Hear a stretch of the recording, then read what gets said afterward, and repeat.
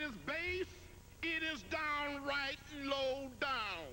What happened here is rare at this stage of an election year when the battle lines are usually tightly drawn and seldom crossed.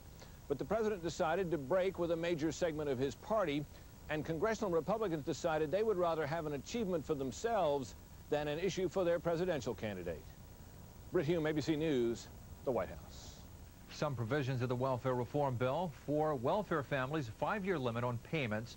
Heads of families must work within 2 years, and states can impose stricter limits if they choose. Unemployed adults can get 3 months of food stamps over a 3-year period, and convicted drug felons get no money or food stamps. Legal immigrants get no benefits until they are officially citizens, and children of illegal immigrants may lose their right to school lunches. But there is no change in eligibility for Medicaid. Today we have an historic opportunity to make welfare what it was meant to be: a second chance, not a way of life.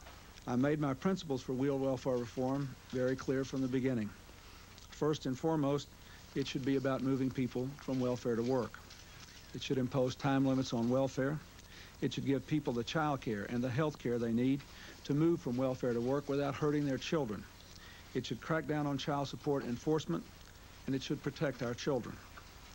This legislation meets these principles, so I will sign this bill. First and foremost, because the current system is broken. Second, because Congress has made many of the changes I sought. And third, because even though serious problems remain in the non-welfare reform provisions of the bill, this is the best chance we will have for a long, long time to complete the work of ending welfare as we know it, by moving people from welfare to work, demanding responsibility, and doing better by children. We're pleased he will sign the bill. We've sent it down. This will be the 3rd time, and 3 strikes and you're out. And so I guess he decided to try to hit the ball on the 3rd pitch. Who won, Bob Dole? Oh, yes, he said it already. He shoved this one down the president's throat. 2 strikes and 3 strikes, the president went out. So he wins because, what the heck, he forced the issue.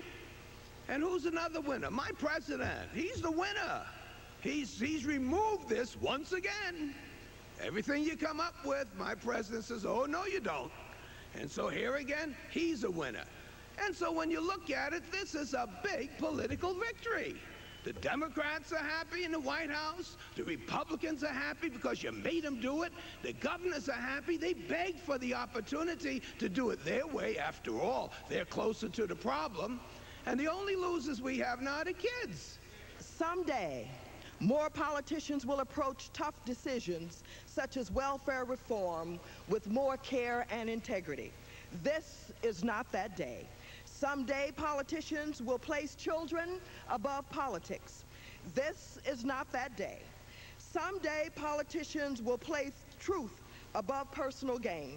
This is not that day. Too many Democrats and Republicans will run for re-election on this so-called welfare reform legislation.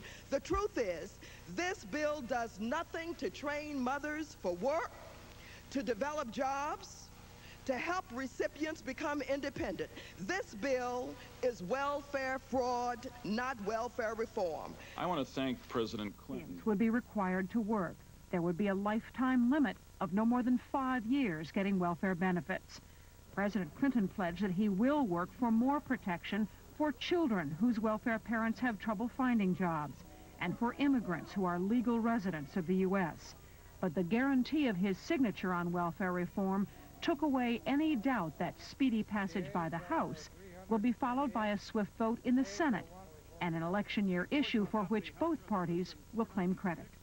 Ann Compton, ABC News, Washington. On children, the measure requires half a state's single mothers to work by 2002 or states lose funds. Single mothers must identify the fathers of their children or lose 25% of their benefits. And teenage single mothers must stay in school and live with an adult.